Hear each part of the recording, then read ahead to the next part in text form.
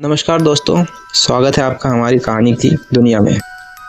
आज हम आपको सुनाने जा रहे हैं एक ऐसी प्रेरणादायक कथा जिसमें एक राजा ने अपने 3 बेटों की परीक्षा ली और आखिरकार यह तय किया कि उनमें से कौन उसके राजपाट का उत्तराधिकारी बनेगा।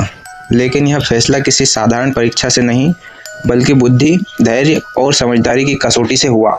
तो आइए जानते हैं कौन सा बेटा हुआ इस परीक्षा में कामयाब और कैसे उसकी समझदारी ने उसे बनाया अगला राजा। बहुत सालों पहले की बात है। एक राज्य में हरिशंकर नाम के राजा का शासन था। उसके 3 बेटे थे और उसकी इच्छा थी कि उन तीनों बेटों में से जो भी काबिल बेटा होगा वह उसे राजगद्दी सौंप देंगे। लेकिन उन्हें ये मालूम नहीं था कि किसे वह अपना राजपाट सौंपे।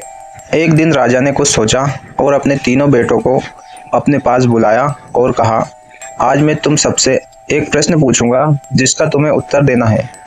सवाल यहाँ है, यदि तुम लोगों के सामने कोई अपराधी आए तो तुम लोग उसके साथ क्या करोगे? तभी राजा के बड़े बेटे ने बोला, मैं उस अपराधी को मौत की सज़ा सुना दूंगा। वहीं दूसरे बेटे ने कहा, उस अपराधी को काल कोठरी में बंद कर देना चाहिए।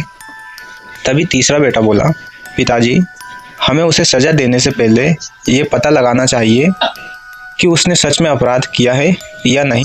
ऐसे में राजा के तीसरे बेटे ने वहां मौजूद सभी लोगों को एक कहानी सुनाई। एक राजा था जिसके पास एक बहुत होशियार तोता था। एक दिन उस तोते ने राजा से कहा, मुझे अपने माँ बाप के पास जाना है। लेकिन राजा ने उसकी बातों को नहीं माना। फिर भी तोते ने हार नहीं मानी। वह राजा के पीछे पड़ गया और जिद करने लगा कि उसे उसके माता पिता के पास जाने दे। आखिरकार महाराज ने तोते की बातों को स्वीकार कर लिया और कहा, ठीक है, मिल आओ अपने माता पिता से, लेकिन जल्दी वापस आ जाना। राजा ने तोते को सिर्फ 5 दिनों की मोहलत दी और बोला, इन 5 दिनों में परिवार वालों से मिलकर वापस आ जाना। तोता खुशी खुशी 5 दिनों के लिए अपने घर चला गया। 5 दिनों बाद जब वह राजा के पास वापस लौट रहा था तो उसे ख्याल आया कि क्यों न वह महाराज के लिए कोई भेंट लेकर जाऊं। उपहार की खोज में वह पर्वत की तरफ मुड़ गया। असल में वह राजा के लिए भेंट में अमृत फल लेकर जाना चाहता था। पर्वत पहुंचने में रात हो गई थी। तोते ने वहां से अमृत फल ले लिया, लेकिन अंधेरा होने की वजह से वह वहीं रुक गया।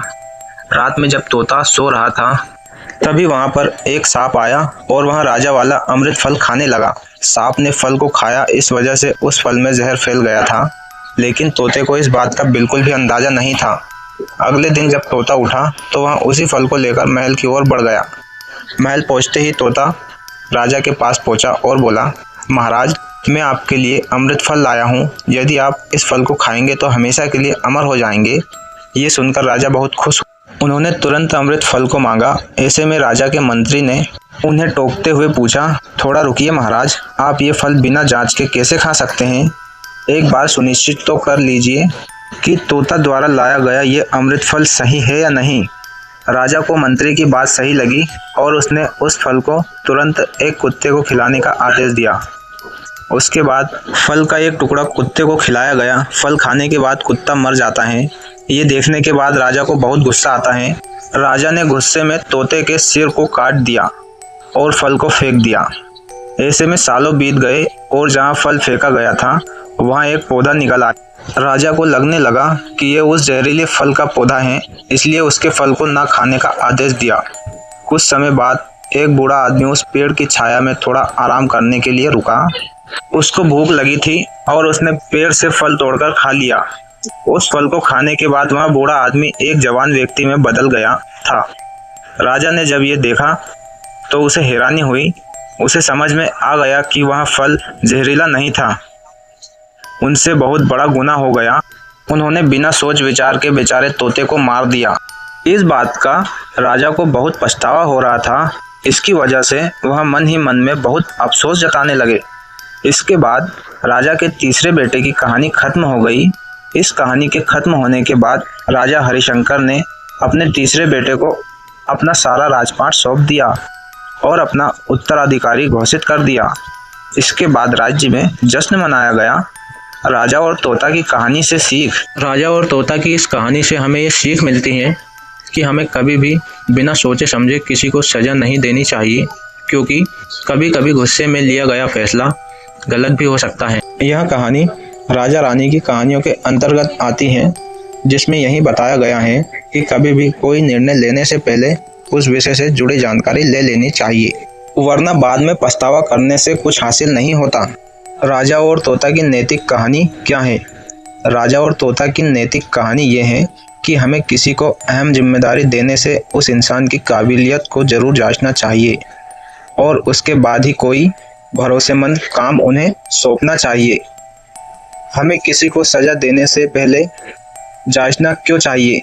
किसी को सजा देना मुश्किल नहीं होता, लेकिन जब तक निश्चित नहीं हो जाता कि सामने वाले व्यक्ति ने सच में वो अपराध किया है या नहीं, तब तक किसी को सजा देना गलत होगा। कभी कभी एक गलत फैसला आपको जिंदगी भर पछतावे में डाल देता है। तो दोस्तों, आपने देखा कि राजा हरिशंकर ने अपने तीनों बेटों की परीक्षा ली।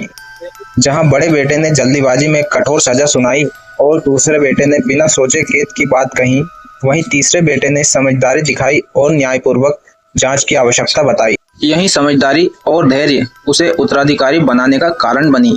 इस कहानी से हमें यह सीख मिलती है कि किसी भी फैसले को बिना जांचे परखे नहीं लेना चाहिए, वरना बाद में पछताना पड़ सकता है।